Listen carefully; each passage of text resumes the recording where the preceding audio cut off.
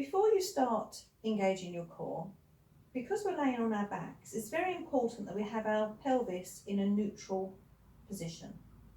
If we lay with excessive tuck, which is when our bottom is tucked under, or excessive tilt when our back is quite arched, we could cause injury to our lumbar spine. So the way to check that you have a neutral pelvis is to imagine that you have a single marble balanced between your tummy button and your pubic bone. So halfway between the two, you have the marble.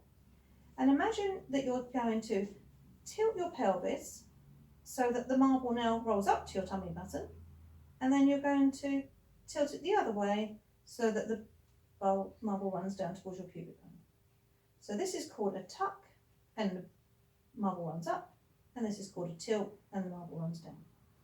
What you want to do is practice doing all the way up and then all the way down, and then slowly make that movement smaller and smaller until you get to the point where your marble will stay nice and central between the two. And that might take you some practice to get right, and that's fine. But soon you will be able to get yourself into this position with your knees bent in hip alignment and your feet, knees in hip alignment, and your pelvis in neutral position without even having to think about it.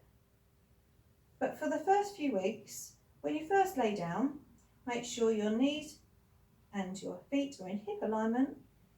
Pretend your marble is in between your tummy button and your pubis, and practice with your tucks and your tilts, getting them smaller and smaller until you have your marble right in the middle and you're now in a neutral position.